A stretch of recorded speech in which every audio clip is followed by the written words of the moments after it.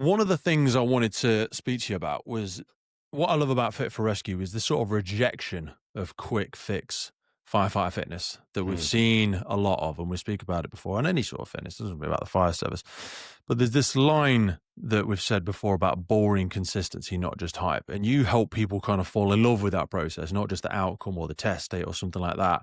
So talk to me about the difference between when you're working with people trying to join the services in the sector versus people who live the lifestyle. So I'd go as far to say people that are trying to join have got very definitive like cut-off dates. Mhm. So a lot of the time they've had the call for the test and now they're panicking that they may not be sort of up to the mark. Yeah. And you know what? That's understandable.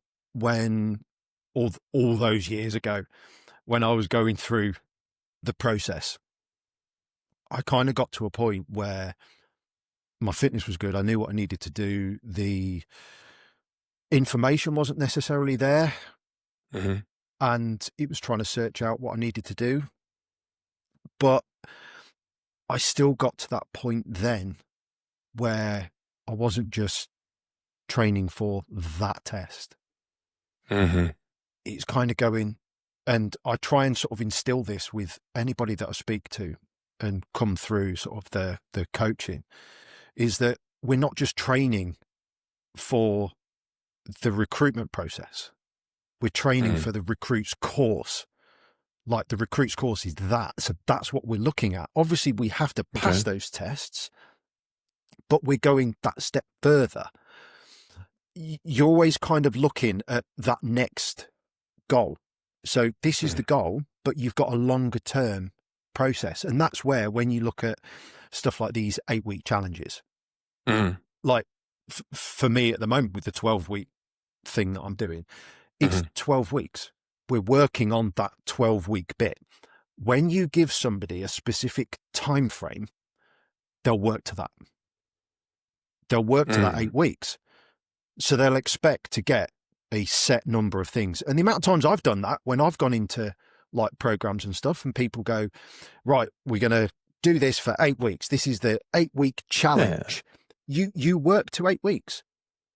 And we all like journeys as well, don't we? We like a Journeys. journey. We like a story. Oh It yeah. we get, there's the peak and the trough and the story and the victory. It's that. As we love it. We Everybody like loves to wins. high five the Yeah. cross over the finish line and embrace our colleague that's been on this battlefield with us. Yeah. But I think almost when you get that win, Mhm. like people that do like 5K, 10K, half marathons, they do the 5 and then they go, what if it was a 10? Yeah. And then they'll do the 10 and go, what if it's a half? Yeah. They get hungry. And at Mhm. some, I mean, I've got somebody in my coaching, Ava, who I put all over socials. Brilliant. Okay. So she started out as she was a new firefighter on station and she was concerned about wanting to be an asset, wanting to Mhm. make sure, exactly as we said, nobody looked at her as somebody that was like a liability. Mhm. So we looked at that. We looked at getting her strong, getting her fit. So there Mhm. was no doubt whatsoever. And this is where some of the sort of variety in goals come in with what I do. I don't focus just on like physical goal. So, deadlifting like 100 Mhm. kilos, whatever. It's about not doubting, especially as a firefighter, not doubting your ability to Mhm. do something. Obviously, there are certain things that are outside of the remit and you're always going to struggle with. You're never Yeah. expected to do everything, but pretty much the day-to-day stuff, knowing that you can do it. Mhm. And we moved on from that point, whereas she goes, you know what, I really fancy doing a half marathon. Mhm. It's like, okay, let's look at that. Brilliant. And then she's literally just done an ultra because it was like, so she did the half and then she did the ultra. I'm trying to push her to do the firefighter challenge as well. Yeah. And it's these little bits. It's like once you start, I think it becomes infectious. But going back to what it sort of started at, because I've gone off on a way No, tangent. no, That's no, right. no. Oh, before you go, hold that in your mind, because I want to talk about that women, in a man's world. I think there's a lot of cultural signals that Yeah, show how women often feel like they are pushing uphill in spaces historically shaped for men. yeah, There's not necessarily universal truths about it, just like common patterns that pop up again and again and again across workplaces, media, just everyday life. Like, one is the double standard around confidence. A hmm man who speaks boldly and is seen as decisive, and even in the fitness space, there's a couple of them out there. But women that do that are there's one woman certainly in the UK Fire and Rescue Service fitness space, and women that give that sort of bold, decisive confidence are seen as difficult or abrasive. hmm You know, it forces women to walk a tightrope that men seldom even notice is there. hmm And most of the movies and the television still treat powerful women as as exceptions rather than like yeah, defaults. The lone female firefighter, the single woman in the boardroom table, the woman in the technical field. Like, women almost expect themselves to have to do more. Like, I think when you look at the recruitment stuff and when I speak to women that are going for it, they're almost twice as prepared. They talk about needing to yes, know every detail before speaking up because any small slip is judged even harder.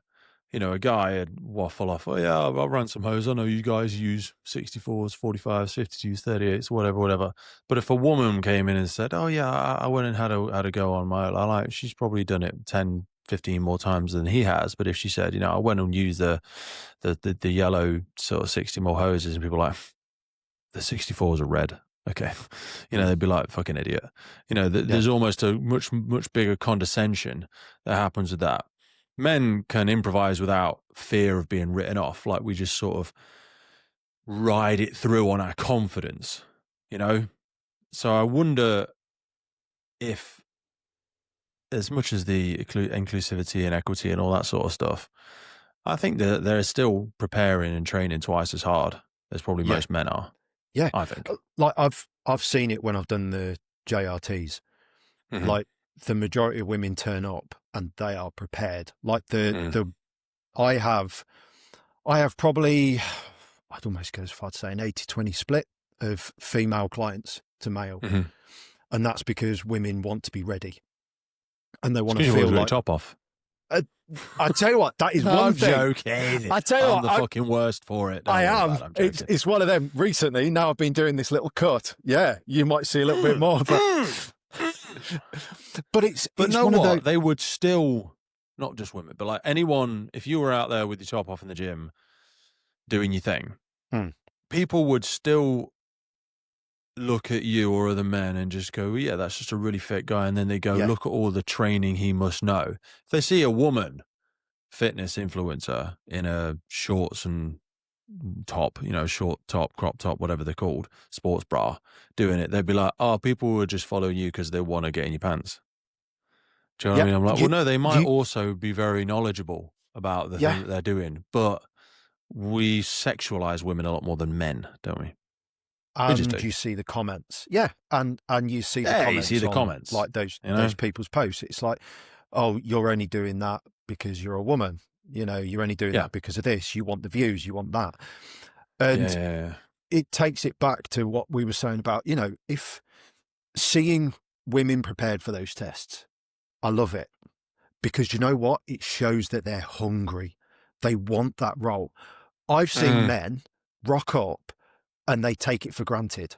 They're in shit state. They manage to pass the tests just because of their size. yeah. It's, 80 kilo, 90 kilo man picking up the 50 kilo dummy is very different to a 65 kilo woman picking up the Yeah. 55 kilo dummy. Weight is It's relative. exactly. Definitely. Mass And moves mass, you know? exactly. And I love it when I see the women turn up and they absolutely nail it. Mm-hmm.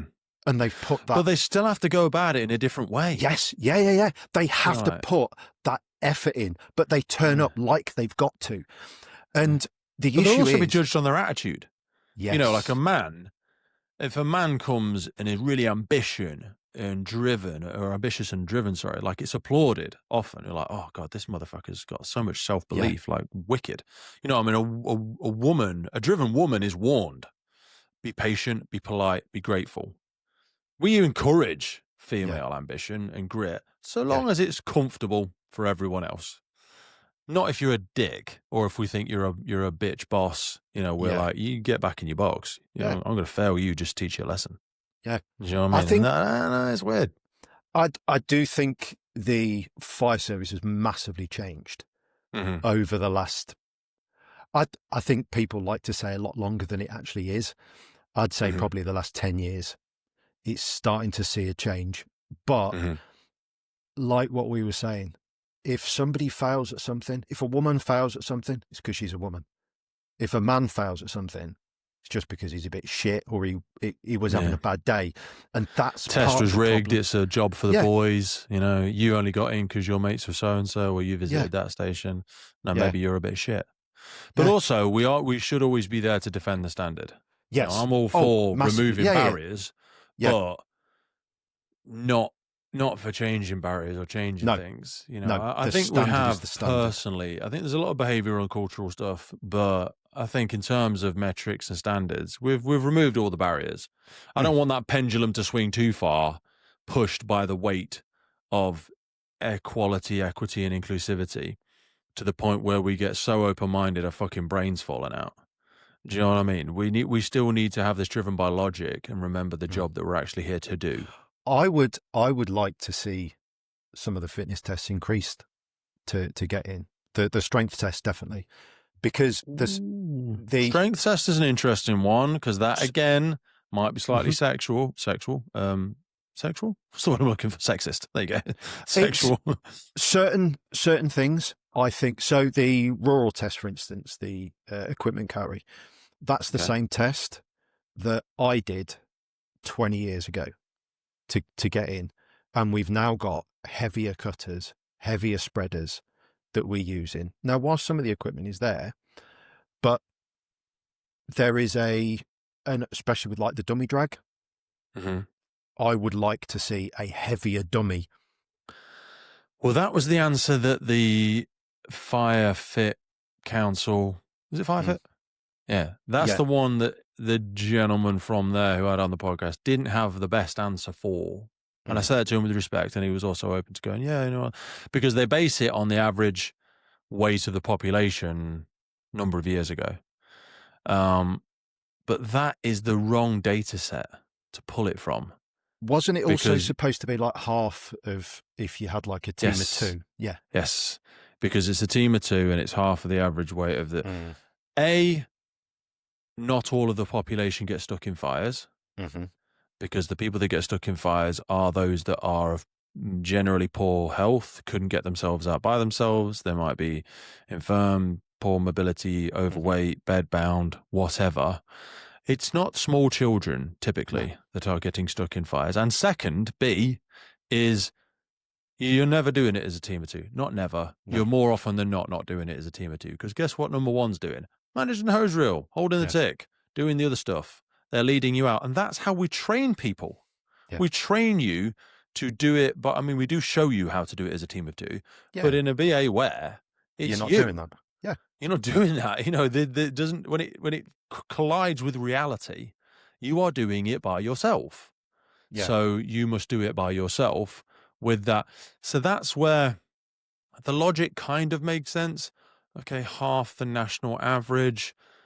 Okay, I think the national average that you're using is wrong. And then second, the fact you're asking people to just do half of it and they'll be doing it by themselves. What we're going to do, leave the lower torso in there? What the fuck are we doing? No, you're bringing the whole thing out by yourself and it's heavier than that.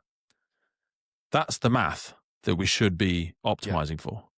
And this is where I'd like to see...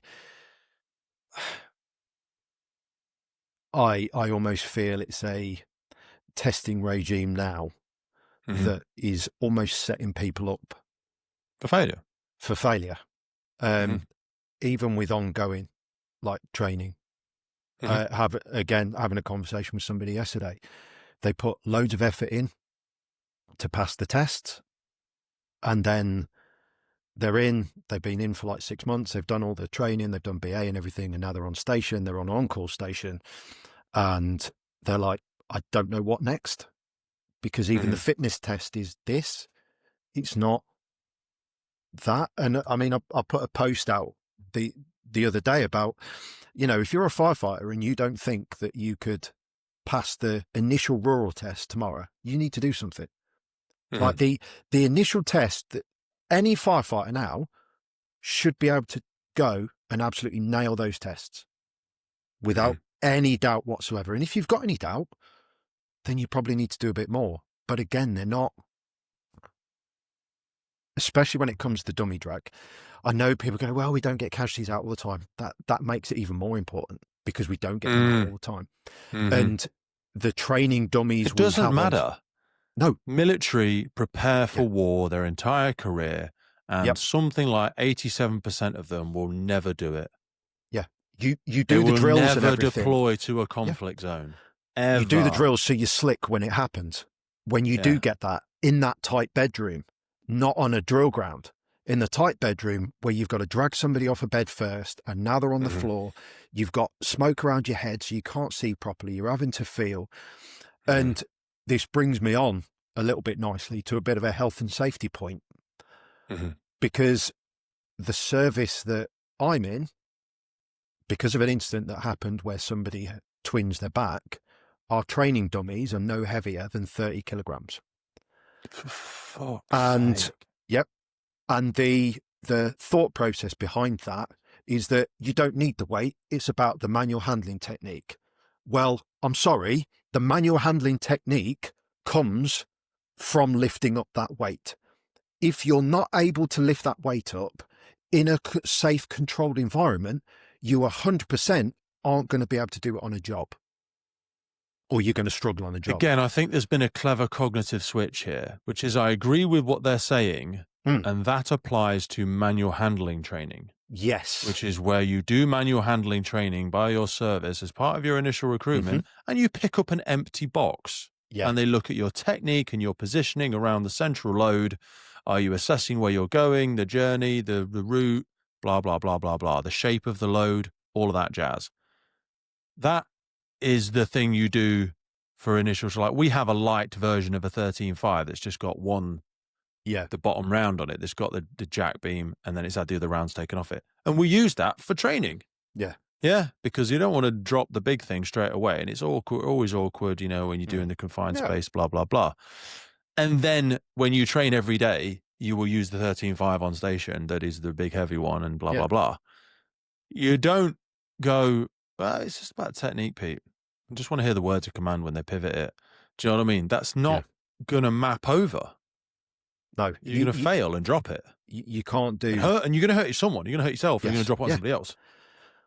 When you're on a job, you struggle to do, tile, task, individual load, environment. Yeah. You struggle to do that because it's not a safe. Well remembered. I know. It was one of them of going, I'll just drop that one in. It's like, you struggle to do that. You can't do that in a bedroom because actually, if you actually did that, you'd go, oh no, I can't do this because I can't get this right. And now I've got to drag this person down the stairs. You're not going to radio out and go, can someone just do me a calculation? Because I know safe working load is 25 kilos at waist height. I think this person's. Will you get them out or not? Are you getting them out or not? Do we send another team in? There's our less questions. Yeah, exactly. Like it's we have to train as safe as we can for the unsafest environments that we go into. Mm-hmm. And our job at times is inherently has an element of danger, hence why we see occasionally, sadly, firefighter deaths, because it's one of those things. It's inherently dangerous what we do, and there is no way of getting past that. But our professional obligation can only go so far as in from your organization, because the Yes. organization's the Yeah. easier get out, the easier excuse. I've given you really expensive, really technical clothing. I've given Hmm. you really expensive kit. I've given you time, resource, policy, procedure. But again, from the services perspective, with respect and senior leadership and everybody else Hmm. and health and safety team, the you bit is outside of their sphere of control. Like, and that's where the excuses come in. Like, excuses make today really easy and tomorrow hard. Discipline makes today really hard, but tomorrow really easy. Like, take me into that realm for a second. Like, when you hear these excuses, what are the most common excuses you hear from firefighters around fitness and behavior, and how do you help them move through excuses to discipline? So a lot of the time, probably the biggest one, I haven't got time. Okay. I haven't got the time. Um, and a lot of the time, they'll actually say, I tell myself I haven't got the time, but I could probably make the time. The reality is, nobody has the time. No, that's tough. Nobody has time for anything. You prioritize what you put your time to. And again, the conversation we were having before we started recording properly, about like having half a day. I'm very much the same. It's like if somebody comes to me with a social event, I'm like, ooh, I'll have to plan that in. Like my whole life is planned, Mm-hmm. because if it's not, nothing gets done. Mm-hmm.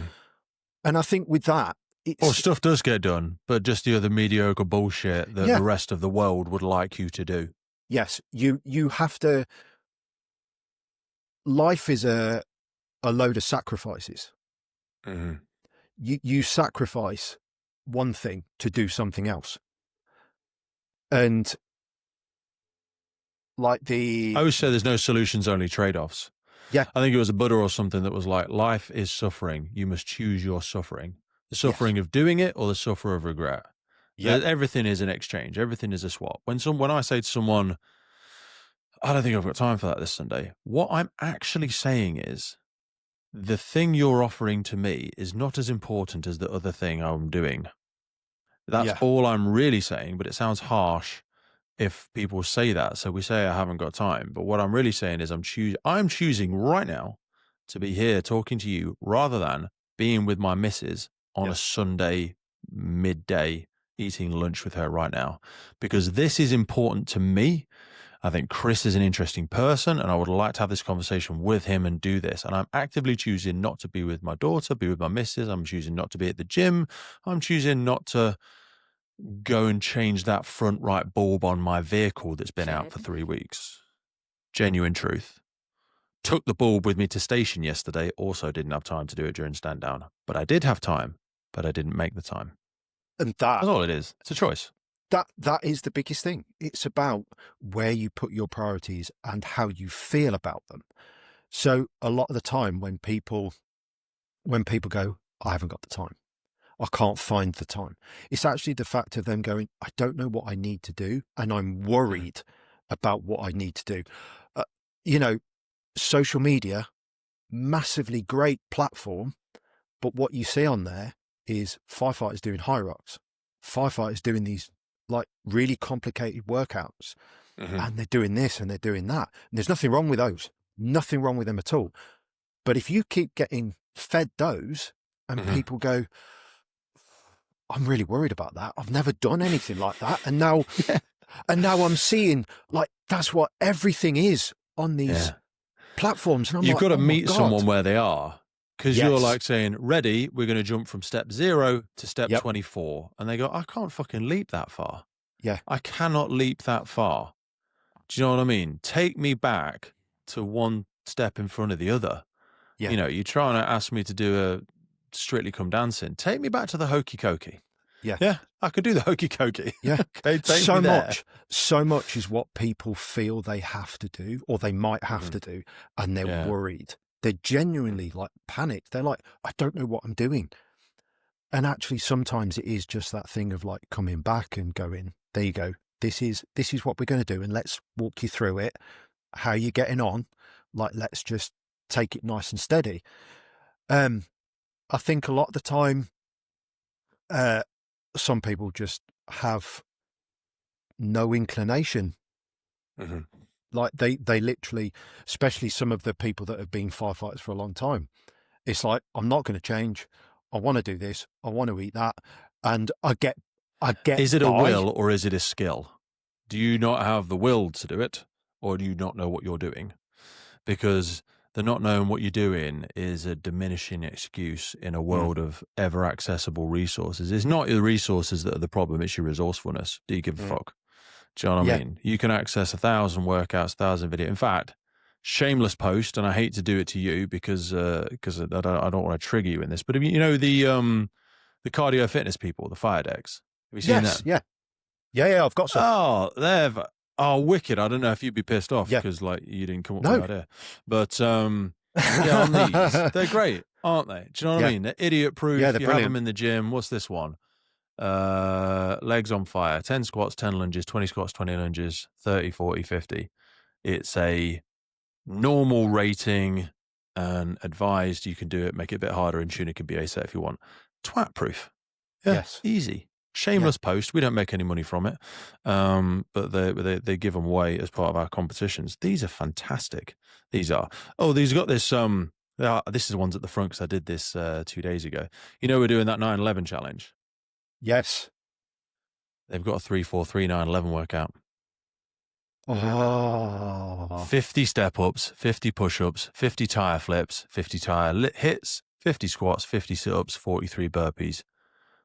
I love that 3-4-3 9/11 workout. Now again, I haven't got a tire on station. Okay, use a medicine ball. Yeah.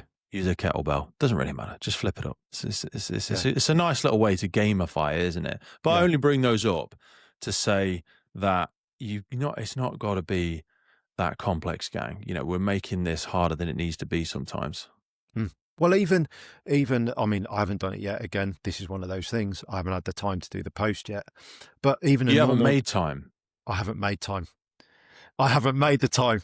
Subtle flip in our language. Yeah. We've got to do it, haven't we? It's like a normal deck of cards.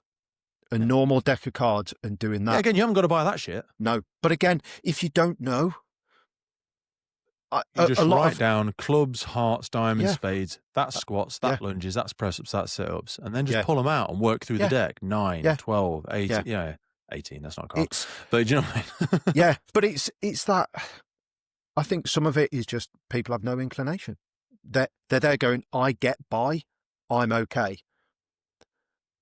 And Yeah. there is definitely some of that.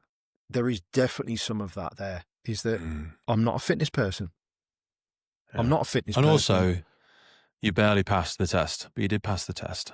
You know, one of my Yes. favorite quotes from a previous guest, John McDonough, where he says, firefighters will rise to a level of mediocrity that avoids further scrutiny.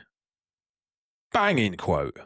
John McDonough, 2024 or whatever it was. Do you know what I mean? Like, I'm just like, we will rise to that ever lowering standard. Yeah. To avoid further scrutiny. We're just good enough for someone not to say we're the shit one.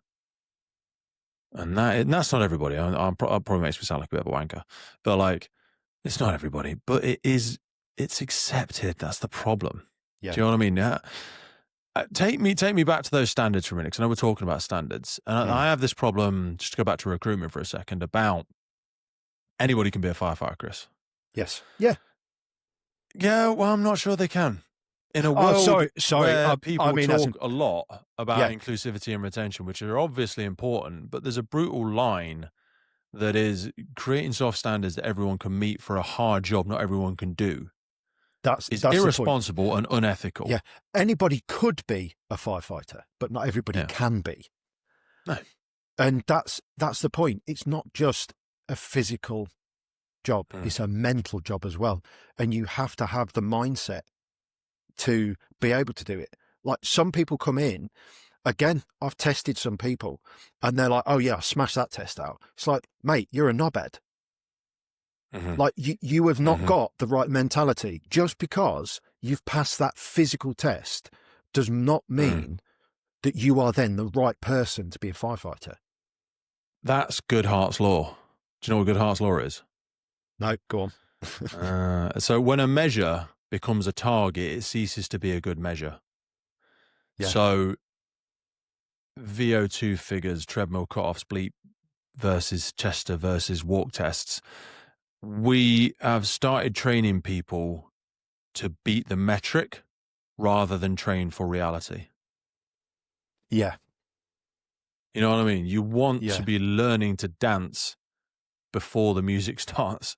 You don't Yeah. want to have to go, well, I passed the Chester treadmill test, I've passed the bleep test.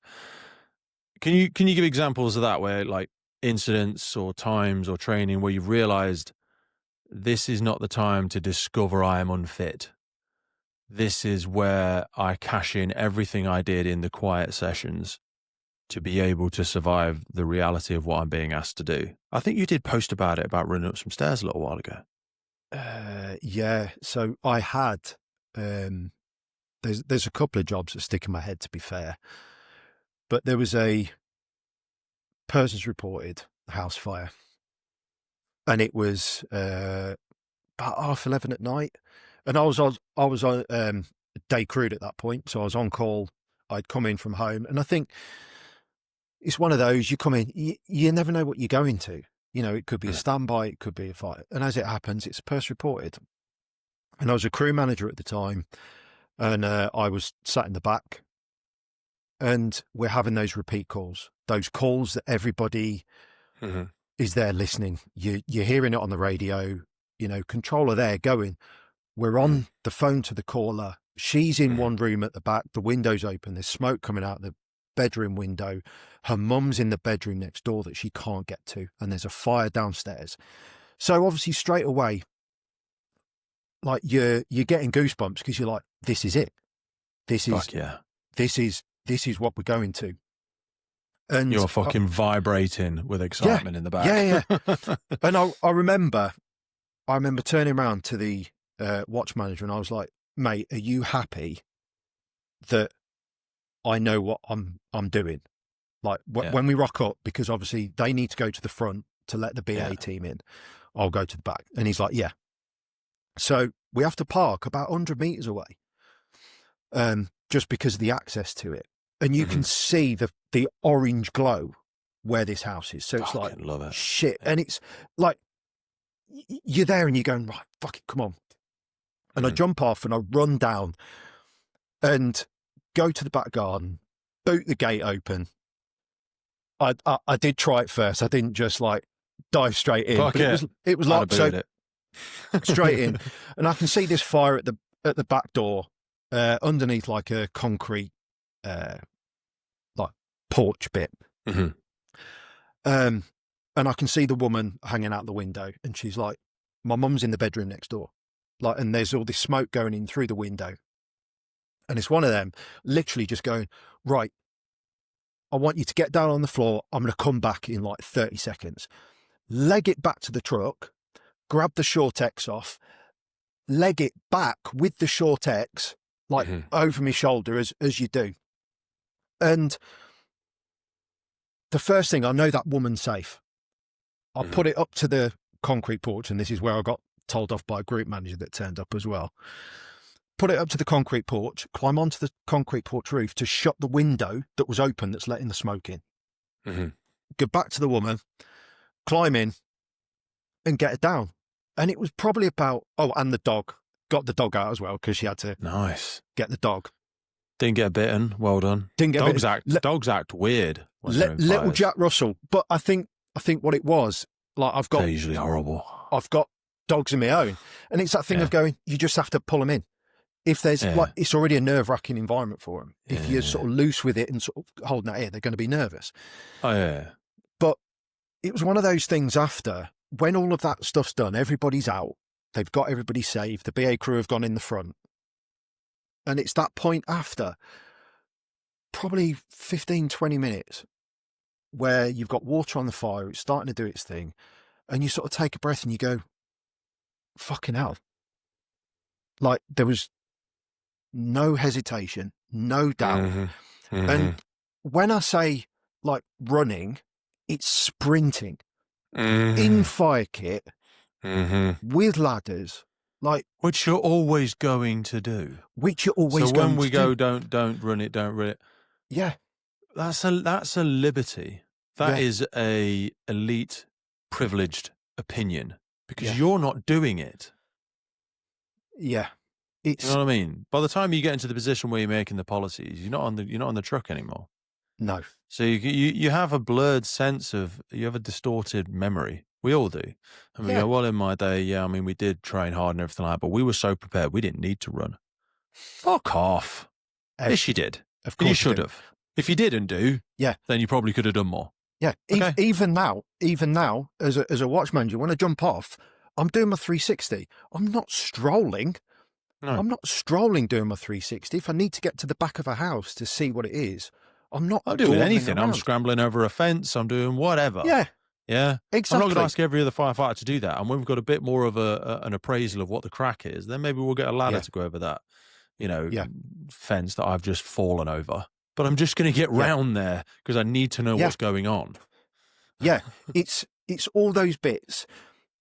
But I think the biggest thing with that is those jobs may never come. Yeah. And I think that's, everybody trains for that job. Mhm. But the reality is not everybody gets them.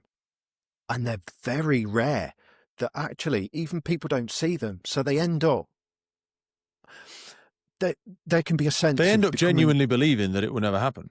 Yeah. That's just It's- that's not a true story. Chris was just lying then. That Yeah. was bullshit. Because I've done X. I've done 30 years Yeah. in the fire service and I've never had to do that, Chris. Yeah. So what? Yeah. I've done 20 years and I never went to Grenfell. Yeah. Doesn't mean it didn't happen. Yeah. Yeah. It's like the 21 elderly people that I helped to rescue from a care home that was on fire. That is one of those once in a lifetime jobs Mhm. that people will look at. They'll never have that. And I never thought I'd have that. Mhm. But we should be training for those what ifs. Yeah. And actually, we're more likely to get what ifs than any other job because it's not like stable. Have you done a drill for an EV in thermal runaway yet? Not yet. We've Why not, Chris? I did one with my team yesterday and they were like, well, there's not really much like guidance on it, boss, and I said, don't care, not interested. We keep talking about this invisible monster in the woods that we're all going to have to face at some point. Well, today we're going to face it. Yeah. And I told them this about 3 minutes before it. Yeah. And put a little smoke Jenny underneath one of the waterproof, like battery powered ones, just put it underneath this car. It wasn't emitting smoke at the pace that I wanted it to. Fair enough. So I said, right, we're on the way. We're 6 minutes away. Tell me what your thoughts are. We're going down the motorway. I'm not going to say where, but tell me what your thoughts are. And they were like, okay, well, I mean, is it toxic? Right. Well, talk to me. Talk to me about EV thermal runaway. Talk to me about the gases that's emitting from that. Hydrogen sulfide, hydrogen cyanide, carbon monoxide, very rich, explosive gas. We're thinking about deflagration of that third cloud. We're thinking about, gas, fire gas explosion, so how do we dissipate that? And they're like, okay, I need to water on it. I says, your water or was? I say, I need a mist. Right. So I'm going to skip it. We're just going to do it. I'm telling you what we're going to do. I want a hose reel, 40 bar on mist. Yeah. Or on mist or a fine fog constantly. Yeah. So we're going to have 2 BA rapid deployment and one of you is working on the tool and there's someone stuck in the driver's seat. Okay. They can't get out of that vehicle. Yeah. And they're like, okay, but who's going to do No one's going to do stabilization. No one's going to do stabilization. No one else is going to do glass management. You need to get that person out of that vehicle really quickly in the hope that this cloud does not just explode. And then later on in the day, we looked at a few videos of gas cloud explosions, of deflagration of this third cloud. So I'm like, it does happen. Yeah. And that was a really physically arduous incident because they're in full BA with a mist going on. They can barely see because they've got mist all over their visor constantly. They're trying to operate this tool. They're trying to operate it constantly on their own. No one's there to change over with them. Yeah. Do you know what I mean? Well, they could change with each other. And we ran the incident twice on separate doors, so everyone had to go. Really hard. Physically really hard. Yeah. And they made a mess of the door. one of them did. Do you know what I mean? Like, because it just but everything's fine it's when it's what at walking happens. pace and you've got to, but it's Yeah, what might happen. It's going to happen. Okay. The math, yeah. I'm not inventing the shark infested custard here. This is a job. Mm. Okay. Do it. And there was no like, oh, I'm struggling to get through this door. I don't care. It needs Yeah, to come off. I didn't say that to him, but you know what I mean? I was like, you need to get it done. You need to get it. There's no one else is coming. I yeah, mean, someone else is coming, but you're here now. Get it done. I can't come in there. I can't swap over with you. I haven't got a BA set. yeah, Okay. You need to do it. Just keep working until you've got it done. You've got air. I get you're exhausted. It needs to be done. yeah. And it's just one micro example. Do you know what I mean? I'm like, that's what you should be training for. That ain't the fitness It's test. no, but this is the thing is that again, there are. I mean, we're now starting to monitor the training hours, where we do sort of As like in physical training, or you mean like tactical training, like physical incident training. Okay. Incident training, so drilling. Okay, drilling. So we're now doing like we're supposed to do like 2 hours in the day, 1 hour theory at night, and we've got to balance it all up. The thing is, the amount of theory that has to be done Mm-hmm. with assessments, and I know they're important, have massively outweighed for a long time the practical element of actually doing it. And that's why they've now brought in these sort of targeted hours. But again, if we have fire calls, then obviously something's got to go off the table. Mm-hmm. And you're quite right in that it's the physical element of the job Mm-hmm. that we need to get really good at. That is going to help with that mindset of going, fucking hell, that was tough and that was training. Like that was a training exercise. And actually that we're training like that because that can happen. That could happen. Well, I'll also push back for a second and go, just for all the other guests that we have on as well, when we go, the physical side of the job we absolutely need to train for, but culture is where we have our biggest problems as well. You know what I mean? That's one of the biggest problems we have in the fire service. And that's not, we're rubbish at doing the thing when we get to the incident. We're rubbish at caring about people and treating them the way that they're supposed to be treated. So there is a balance, but I don't want to get away from our conversation. But to bring that back, someone said to me, I think a couple of weeks ago, I think it was a guest, they were like, a leader who's in shape sets a standard without even saying a single word. Yeah. Without saying a single word, they are a manifestation of their personal standards as soon as you look at them. Yeah. Just is what it is. Yeah. Do you know what I mean? And Yeah. that screams or shines an uncomfortable light on the hypocrisy of leaders and or senior leaders Mm-hmm. who look like a walking melted wheelie bin. You know what I'm saying? That is not acceptable for me. I think, and I've had these conversations with people in the past, and it's always one of those uncomfortable ones when you sort of go, there's a difference between a manager and a leader. And I personally don't think that you can call yourself a leader. Somebody else has to be happy to follow you for you to be a leader. And yeah, you're quite right. It does need to come from the top down. Mm-hmm. And that goes from like chief, area managers, group managers, station managers, and your JOs. If you're looking at those people who are supposed to be in charge of you and going, what's the point? Like if they're not going to put effort in, and you're right, like the chief doesn't need to be carrying ladders anymore, doesn't need to be doing like cutting the tools, but he should be able to if he needed to. Like, well, I'm going to add the caveat just because I would. Yeah. Obviously, we have non-operational leaders in the UK Fire and Rescue Service. Yes, of course, yeah. So I will forgive them for the non-operational knowledge, but they should still be a fit, healthy human being. Yes. Who is an exemplar of the standard. Do you know what I mean? And again, the people that self-proclaim leadership, I agree it's not for them to call themselves a leader. It's the same with subject matter experts. Yep. If you tell me you're a subject matter expert, go and suck on an exhaust. You can call yourself a subject matter enthusiast if you want to, but it is for someone else to say that you're an expert. Yeah, Just I because am you've an done a course. enthusiast. Yeah. I am an enthusiast. Yeah. Just because you've done a course doesn't mean that you're an expert. Doesn't mean absolutely anything. No. Sorry I interrupted you, but I just wanted to add that context of. No, yeah, of course. You know, leaders. They're not the ones. But you're right in the sense, again, this comes back to like fitness and mindset and everything else. And actually, you get so much more done.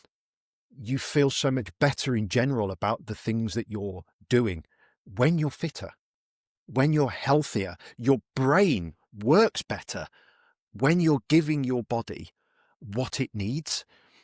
Like the cognitive element of eating healthy. And we're not talking being a monk and not eating anything whatsoever, but no. Like 80% of your diet should be wholesome food, should be stuff that fuels your body. Like, and it doesn't have to be gross. Like, it doesn't have to be chicken, rice and broccoli all the time. But you know what? Chicken and rice isn't bad. There's 1,001 things you could find to do with chicken and rice if you just looked on the internet. If you use that thing in your phone for something more useful than being jealous and envious of other people on social media, you'd be astonished what you can find out. But that and it's about, as we get back to those behaviors and habits again, it's about making those marginal improvements, isn't it? It's easier to help people with the 1% than trying to ask them to make a big 50% change to their life. And also, there's a big factor, I think, to encourage people to forgive themselves of what they've done in the past. Yeah. You know, you have to get healthy in the same way you got sick. I always say to people that trajectory is more important than position. Like, how do we help people stop obsessing about where they are now and start focusing on the direction they're heading? Because when you're 50, you'd probably trade everything you own to be our age again, to be 35 again. You know, what makes right now more valuable than anything you will ever earn or accumulate moving forwards? You know, how do we help people forgive themselves for where they are and focus on that trajectory is more important than where you are? I think it's easier the older you get because you've already made so many decisions previously that may or may not have worked for you. I think from my point of view, and obviously my coaching is like it's an element of me. Like it's not, you have to treat everybody as an individual, but ultimately that's what makes anybody's coaching unique, is that it should be you. And for me now, I mean, my biggest marker is I'm turning 40 in February next year, which means that I move up age categories in the Firefighter Challenge as well. Roll on gold medal. Oh, well, finally. I tell you what, this is, well, no, because if you're ever going to do it, it's then. This is the point. Harsh, but you know what I'm saying? But it's plus it becomes a barren landscape as you get into the older generations, because as we said before, the trick of a 20-year-old, 25-year-old, 28-year-old, every fucker's fit at that age. Do you know what I mean? Show me the Alan Smiths and Rob Greens of the world who are still doing it in their 60s. And that, I tell you what, it's, and if you want, we can talk about the Firefighter Challenge in a minute, but it's those things that I think you're in a point in time. Whenever you look at yourself now, it's just a period in time. And you generally have like the decision of which way you go from this point in time. Yeah. Every day. But you've got to sit down and you've got to think about it. And sometimes you've got to actually talk out loud to yourself as well and go, am I happy where I currently am? And if the answer's no, you do need to define certain things, what you're not happy with. Why aren't you happy with it? What can you do about it? Do you need help to do something about it? What can you put in place today to help you? what can you put in tomorrow? What do you can put in like a month's time, 6 months' time Mhm. to keep you going? Mhm. You, What is the smallest action step yeah, that I could take today? yeah, yeah, What is the tiniest, most insignificant, almost pathetic movement that I could intentionally take in this direction today, right yeah, now? yeah. Definitely something. It's Definitely. it's like when you think of like people eating biscuits around the mess table, you know, some of them have Mhm. like 5 or 6 biscuits. If they had four, they're still having Mhm. 4 biscuits, but they're not having six.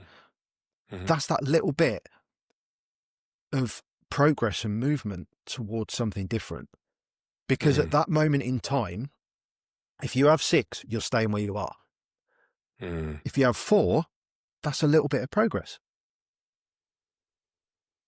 And it's the sort of, I say it in kind of a sense of the term, the draconian like 10,000 steps a day. Mhm. Um, Obviously, it's a marker. No one really knows where it comes from, but it sort of equates to about 500 calories a day. Okay.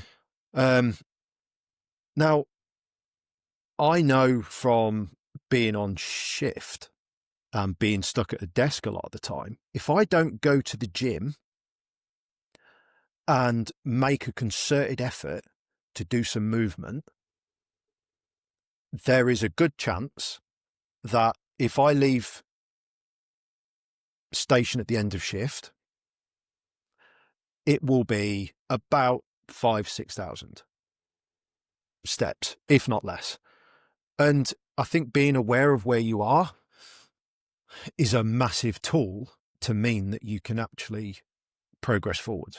If you have no clue where you are, you can't put something in place because you're just throwing shit at a wall and hoping it sticks. And while some of it will work, like sometimes like people come to me and go, I know I need to change, I just don't know what I need to do. And that's exactly what I'm here for. You know, it's that guidance, but also having that person on your shoulder. And that's for anybody. Like, I mean, I've got a coach myself. I've got a business coach. I've got a coach with my fitness as well, because somebody else has done something that I want to do. And I know that I've got like things in like my coaching business that aren't quite right. Mhm. But I don't know what I necessarily need. I know that they're not Mhm. right. So going for that help or searching that help out. So with people with their diet, they'll know if their diet is good or not. And a lot of the Yeah. time, people will turn They around don't and need go, a nutritionist to assess it. yeah, They yeah. know. It's They like might that. need a nutritionist to help them, Yes, but yeah, you know. yeah. But it's those little bits of going, right, how should something look? And again, we assume when people go like, oh, you know what you need to do to eat healthy. Well, I Mhm. know that I need to stop eating that so much, but I don't know that there's a. And again, this is that there's sort of two ways that we can look at this. Yes, it's an individual person's responsibility. They should sort of, the internet is there. You should be able to search, but sometimes the internet is that vast. Social media is that vast, And it's full of cowboys. and it's full of cowboys. Really convincing cowboys. Yeah, and actually, getting through all of that noise and going, I don't know what to do because there's this person going do this, there's this person saying do that. I don't know which way to turn, and it is really difficult when you've got yourself into those. Like for you and me, certain Mhm. habits are in place that are healthy habits, and I'm sure we couldn't imagine not being without them. And sort of going, God, I don't know. I don't know how people struggle so much doing this because I do this all the time. It's like, but that's only because you've got those habits ingrained. At some point, you didn't have that or you Mhm. didn't do that. Now you do. So, Mhm. so you do look at people that aren't doing it and going, I don't understand how you can do that, but it's I easy. think the fitness craze thing is probably what makes it really hard for people when we do say, oh, you know the thing, because they pop up like mushrooms after rain. No one really knows where they came from. Suddenly, everyone's either eating them, wearing them, or fucking doing squats on them.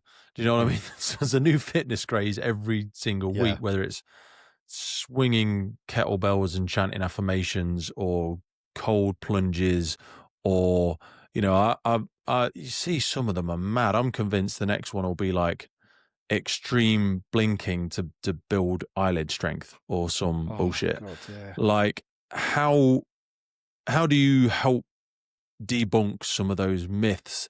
Because people will say, I'm sure you have it every day, like, Chris, I appreciate what you're saying, but have you seen this? I saw Usain Bolt say that he used to take he said he ate chicken nuggets, and this is actually a genuine story if you remember it. Like on the morning of it, when he broke the 100 meters and won the gold, he had chicken nuggets in the morning. Then he went back to the village and slept for a bit, and then he went back and had some more McDonald's chicken nuggets before he did his race.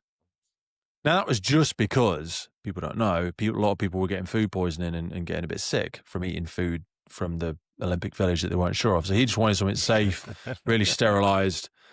So no tests on game day. Don't do any new trials on game day. But people will take that away and go, I heard Arnold Schwarzenegger say he took 26 grams of creatine versus 17. And you're like, that's step 347. Talk to me about step 1. Have you had 5 liters of water today and did you sleep 8 hours? Do you know what I mean? Don't worry about what that person was or wasn't doing. Plus, if you went into his story, Arnold Schwarzenegger also took a lot of steroids.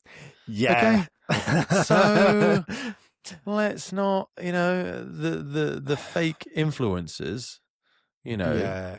People is a tough one to, and this is coming from someone, when I was young, I took a lot of banned substances. I did the drugs and the steroids and the growth hormone in my early 20s, so I don't pretend to sit here and I wouldn't know what good looks like from a teenager's point of view, because I went straight off the heavily walked path into some craziness, and my body and my muscles and my sex drive and everything paid a massive cost for it, so I wouldn't speak to anybody from some upon high god of fitness, because I've made loads of mistakes. But then I think certain things, I mean, social media, yeah, you're right. There are so many. It's almost like the snake oil. Yeah. They're people that are proclaiming at some point to be natural. And they're fake not. natties. Fake natties. And it's like, and I think that the problem we've got now, fake natty, taking like substances or not, you can't just take performance enhancing drugs and they're a miracle drug. You've still got to do something for it to be there. But that's the bit I defend people like that on. Because for someone who used to take steroids as well, I'm like, taking steroids, and steroids is one example, we'll talk about this stuff in a minute, but it's like, they are still doing a shit ton of work. Yes. It is not magical anything. To decide to take a black market drug that you don't really know where it came from, you're pretty far down the obsessive route already. You're probably already training like an absolute savage. Yeah. And, people go, oh, Lance Armstrong only won his medals because he took steroids. No, he fucking didn't. No. You know what I mean? He was already one of the strongest people in the field, if not the strongest in the field. Yeah. Do you know what I mean? But that's become the new bar. Yes. And but it's easy for people that are doing nothing to not understand what and they also to do. write off the good because of the bad. Like so-and-so goes, drink 5 liters a day, I keep my protein 2 grams per kilo of body weight or whatever, and da-da-da-da-da-da-da.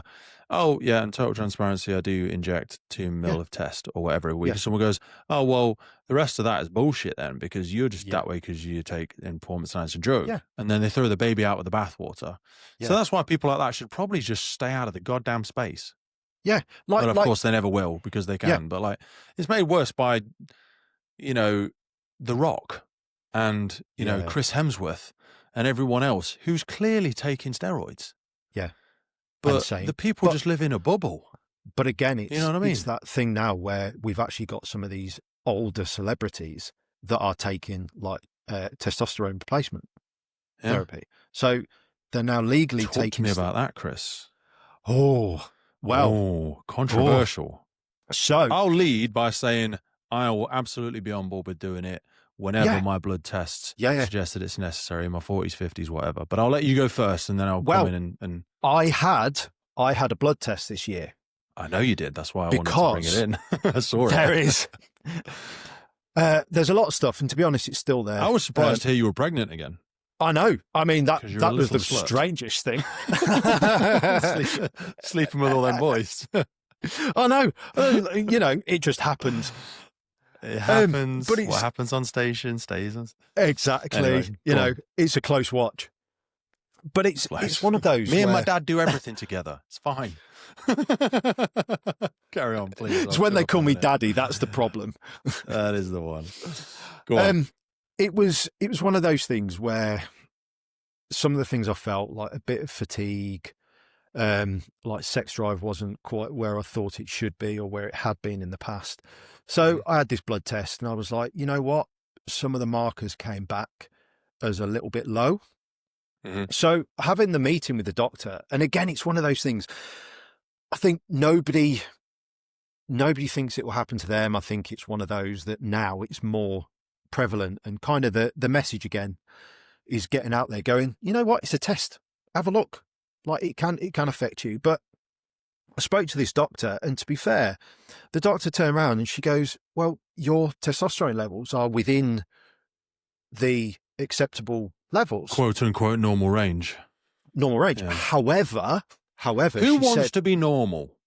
well, what she actually said was it is within normal range. However, what you say you do fitness-wise, health-wise, what you do for a job, everything else, and your age, it's on the low end of everything. So the first sort of port of call, which I've been doing like natural supplements and stuff, was to try and boost it naturally. I'll have another blood test probably in January, see where it is then, and if it hasn't shifted, then look at the next sort of stage.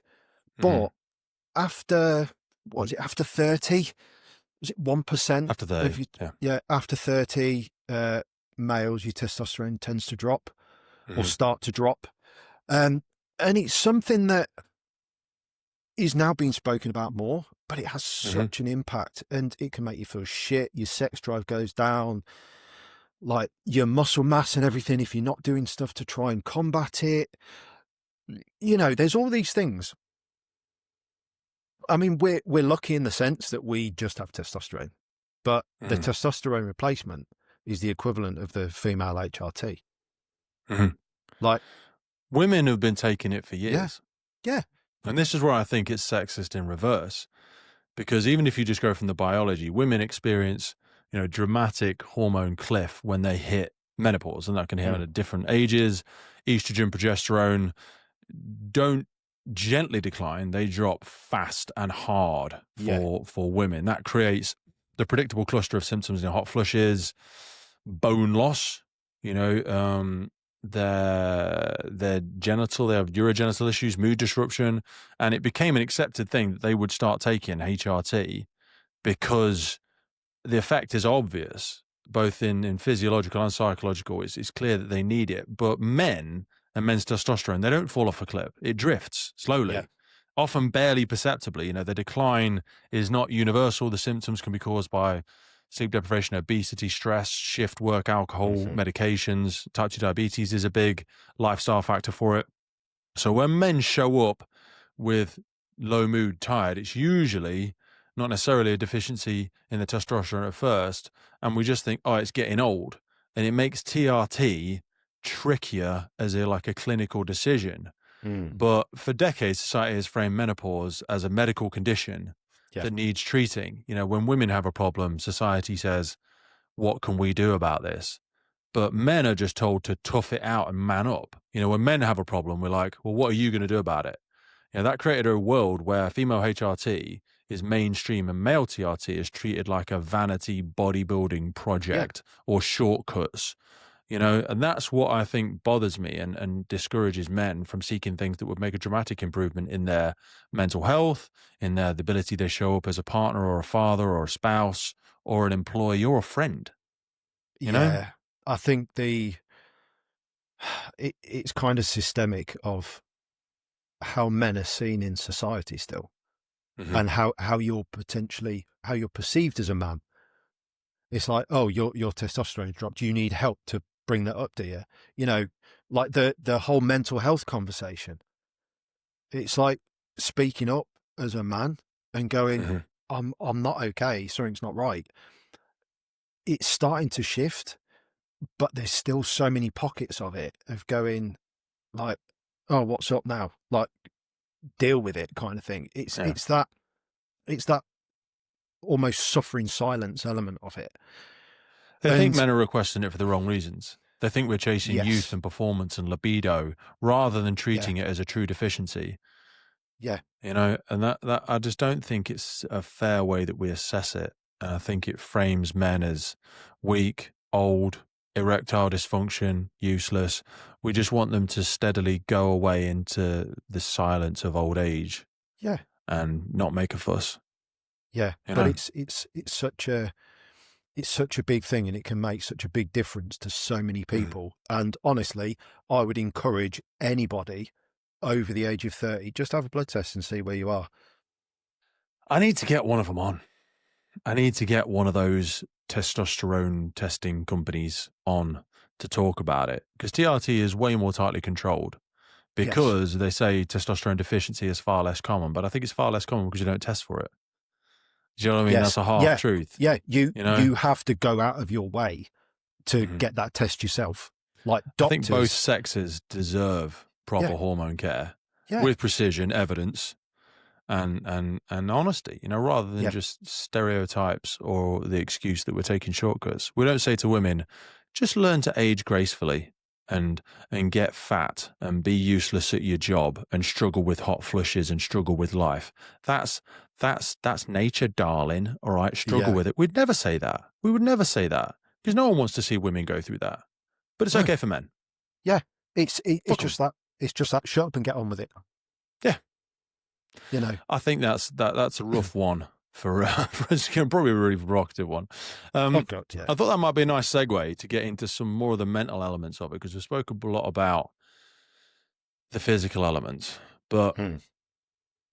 people can feel a lot of stress, a lot of fear, a lot of anxiety around making changes in their life. And even if they know a change is required, they can be very anxious to do it. I always try and tell people that the cure for anxiety is action, but that's a very atypical, knuckle dragging, toxic male opinion. The idea that the cure for anxiety is action, that we suffer more from the imagination rather than we do reality. The idea that if we were to make a sudden change, would someone leave us? Would it work? Would it go horribly wrong? Would I be Mhm. embarrassed? You've spoken openly about, I think was your ulcerative colitis Yes. and the fear Yeah. around the fitness tests. Oh God. Yeah. How was talk to me on that for a minute. So actually, the ulcerative colitis, I've mentioned it in bits. Mhm. I was gonna, because again, it's one of those, I haven't spoken about it massively. Like, I was gonna do a full on post because I know there's loads of people that suffer with like bowel stuff. It's embarrassing. It's Mhm. embarrassing. Before I got diagnosed, I nearly shit myself at work. It was Awesome. one of those. I know, it was one of them where, you know, is it a fart? Is it not? Never trust a fart. Exactly. I'll tell you what, it was, but it's one of those where I was fearful. And it's that, whilst I know something's wrong, Mhm. whilst I don't get a test, I don't know what it is. Mhm. And I tell you what, there's an element of comfort in that, like genuinely. And this is where you know something's not right. I If don't you, want to know what's wrong. I What if don't it's want to know cancer? what's wrong. Yeah. Exactly. It's literally And I tell you what, do not Google anything. The first thing you do is cancer. It's either cancer or you've just had a dodgy curry. Like, it's one of those two. And that almost goes down for everything. But it's one of those things that when I got diagnosed and they sort of came out and they were like, right, so we've done the biopsies, had the camera up my bum and everything. That was fun.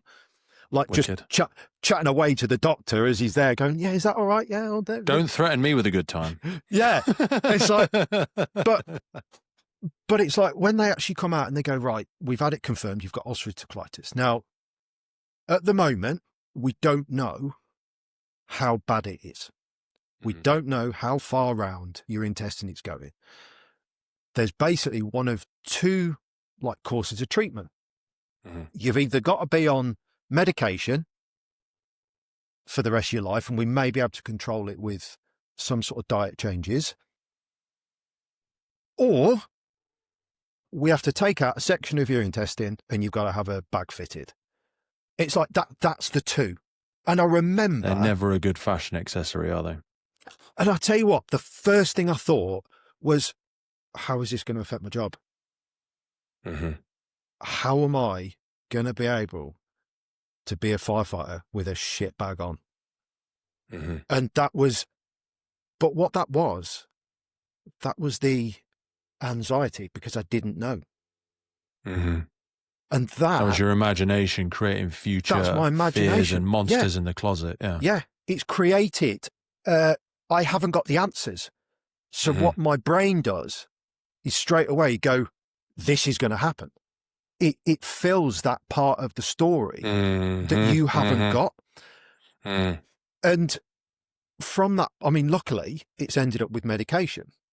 And when I actually sort of learn about it and where it was and sort of like part way up the large intestine and all that, the medication has slowly gone down to the point where I'm like one tablet a day, but that's forever. And part of the issue is they don't know what causes it. It's just an autoimmune disease. So they don't know what causes it. They don't know how to sort of stop it from starting, but they've got something that can control it. As soon as you have the answers for that, you go, oh, okay, that's fine. I can deal with this then. I've got the medication. And I know as well, there are certain foods that if I have a shitload of it, it'll upset it. So like fatty, greasy foods, it'll upset it. Like it's one of those things I know. But all of those anxieties that went into that were there because I didn't know. I didn't have the answer. I didn't know what was going to happen. And that goes for pretty much everyone that is having a thought process about something that they need to change or something that's coming forward. You don't know. You don't know what's going to happen. But what your brain does is goes, but this could be the worst case scenario. And having to sit yourself down and almost try and calm and go, right, okay, this is one of the scenarios. This is just one scenario that could happen. But there's all these other scenarios that need to come into play. And I don't have enough information at this time to decide which scenario it's going to be.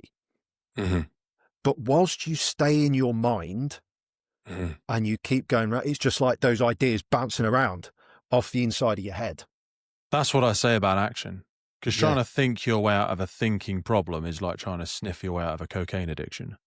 It's not going to work. You need to at least start taking one step in some sort of direction.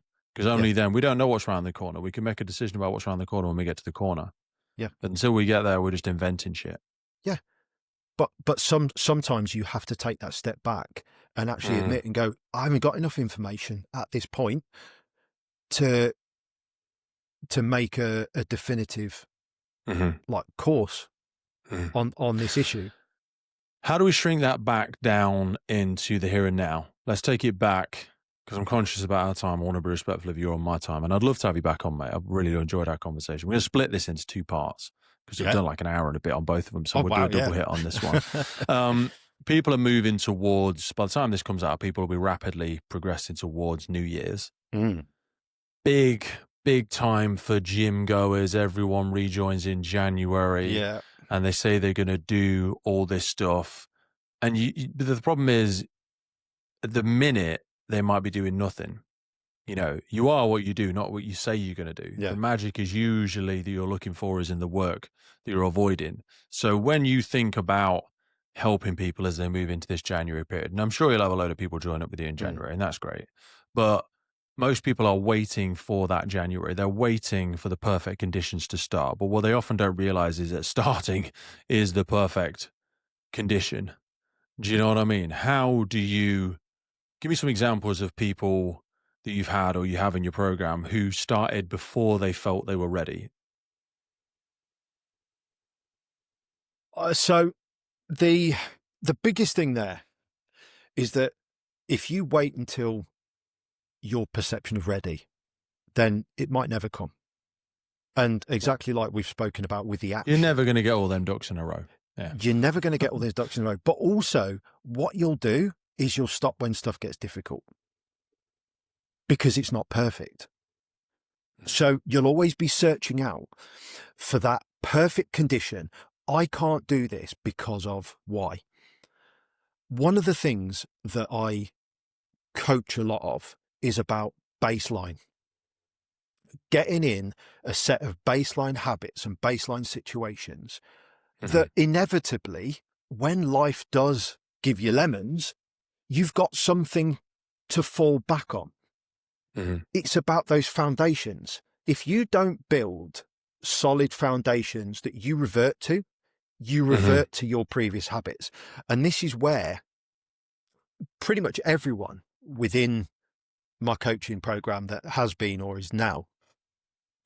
So I've got someone at the moment, she's coming to a point where she's dead busy at work. She's doing a part-time job as well. She'll admit herself, she's had a few excuses. She even messaged me going, I ended up doing a couple of workouts because I knew that when I checked in that I had no excuses to give. And you'd give me shit for it. It's like, yeah, damn right I will. It's about holding people to account.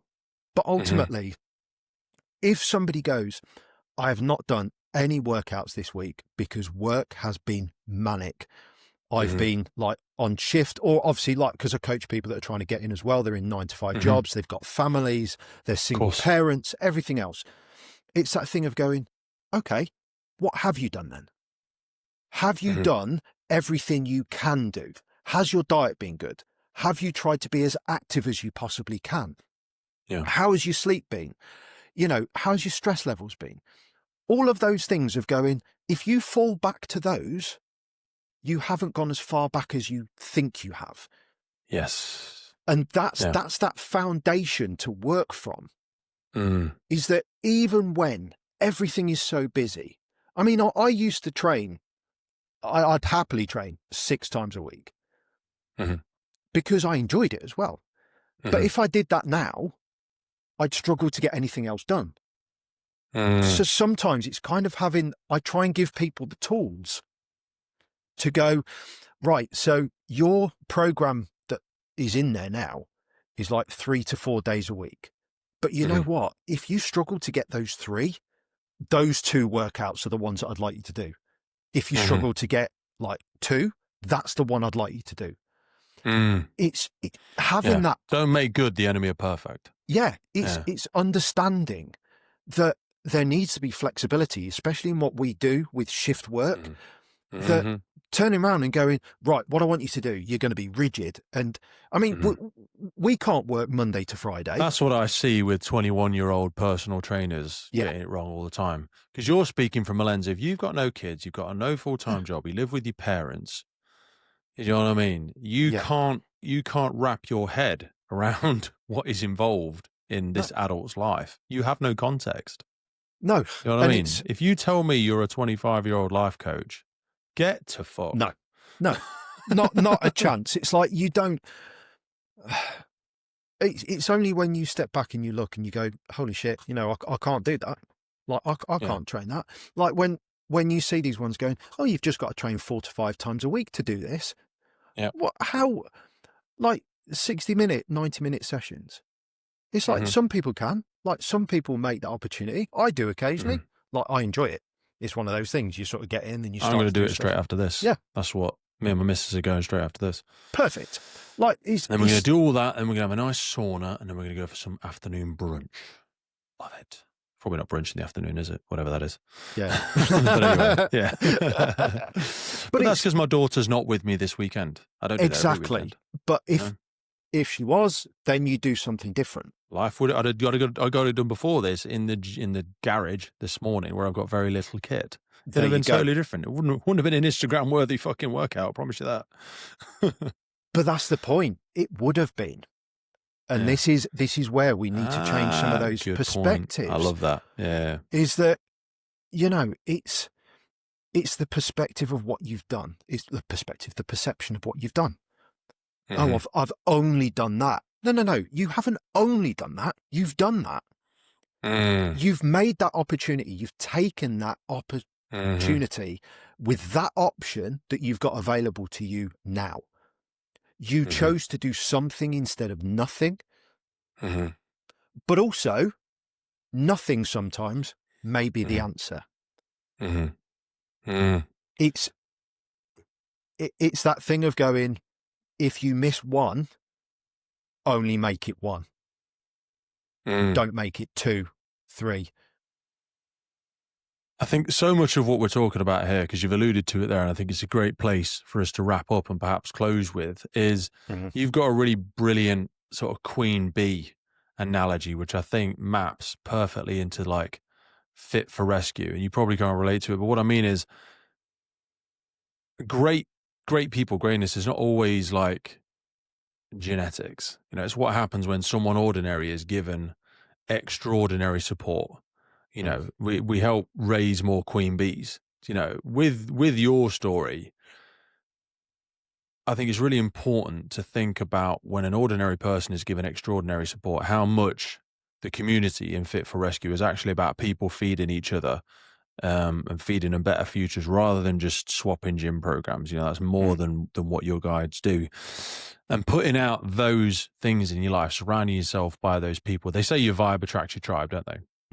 You know what I mean? So talk to me about how your community is about how people are given extraordinary support and who originally perhaps felt alone until they found others on a similar journey to themselves. Oh God, like I am not the Fit for Rescue community. No. I'm just like a facilitator. The people within it that have come through the coaching. And the biggest thing that I do, I know that other coaches go, once you've finished coaching, there's the door, get out. I don't. Like everybody has a journey.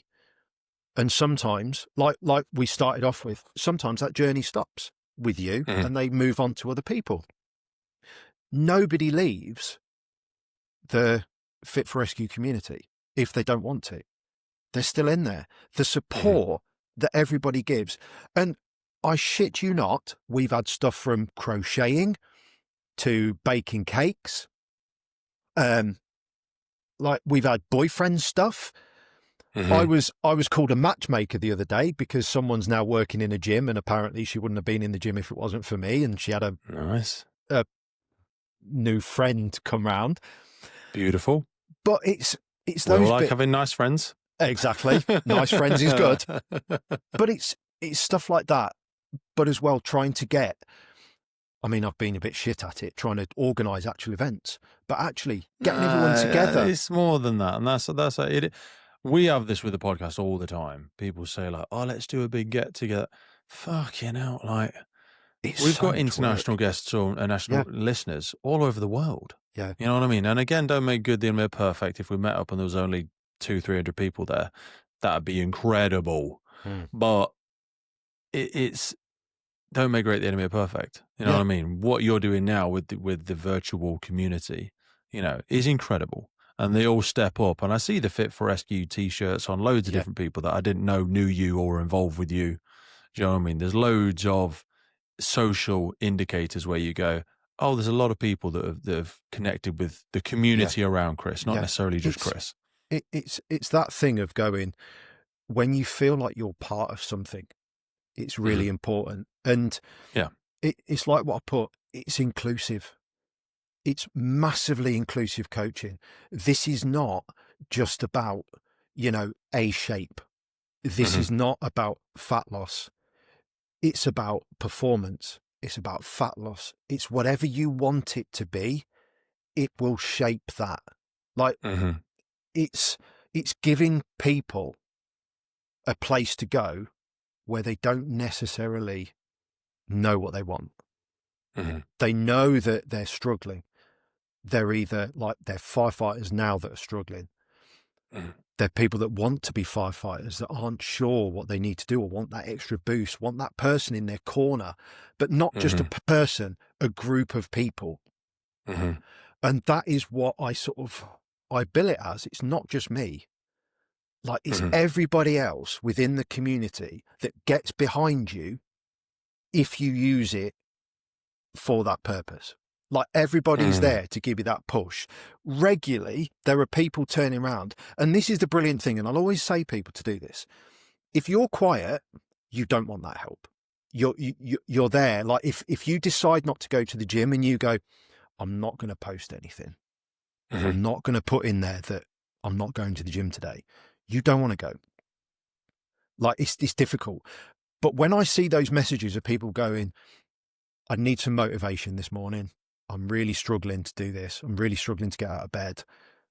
Can people help? And then you see message after message after message of just that support. And then you see the one going, thanks very much. I've got in the gym and it's amazing. I'm so glad that I used it like that. And also the amount of gifts that go on in there as well. Yeah. It's brilliant. And gift game is strong. Gift game is strong. But that's what it's bigger and better than I ever could have thought it would have been. It's and I've let it go. It's a path of its own. It now develops into stuff that gives people a place to feel like everybody knows each other. And that sort of proved it when we did the Wolf Run a couple of months ago. Nobody had ever met each other before, but everybody knew each other. It wasn't weird. It was just a nice thing that everybody was doing and encouraging each other. But yeah, I think that's exactly what we've accidentally plugged into with the 343. Yeah. Like that's Scotty's and Olivia and Bam's and Will's and everyone's other baby as well. But so many people, maybe even all of them, I don't know, that are on there have also interacted with the podcast at some point in time. And there's some incredible people, and it's going to be such a banging, incredible, crazy, weird It's going to be experience. awesome. It is, mate, isn't it? Like, just that massive cohort of people going out to do this incredible adventure on behalf and in solidarity with the UK Fire and Rescue Service and all of our brothers and sisters around the world. Oh, massively. Mate, that's going to be a wicked one. Dude, we've done over 2.5, nearly 3 hours together today. So, time flies when you're having fun. But, mate, I absolutely love what you do. We've known each other for a number of years now. I think you're an incredible self-aware ambassador that's out there helping so many people. If people want to find out some more, both in this, which will be the second episode, and the first episode, there's links and notes below this to go over and find out a little bit more about Fit for Rescue. We'll put in an internet link. We'll put in a social media Instagram link. And we'll probably stick another thing on there you'll probably ask me for afterwards, or I'll ask you for, sorry. We'll put something in there for people to go and find a little bit more. There's paid ways to get involved. There's free ways to get involved. There's downloadable resources. There's easy hacks, hard hacks, depending on what you need for where you are. So, mate, I really do appreciate you. I appreciate you as a friend and the connection and contacts that we have through WhatsApp. And the people will never see any of that. You don't do it for any feedback or anything like that. We've been friends for years and you've never been on the podcast, so you don't ask for anything. You just give and forget and then receive and remember. Do you know what I mean? You're one of those that just puts it out there because it feels like the right thing to do. So I appreciate you as a friend. You helped me be a better person, and I really look forward to having you on again in the future, mate. I look forward to it. Thank you very much for having me on. It's been Love you, fun. brother.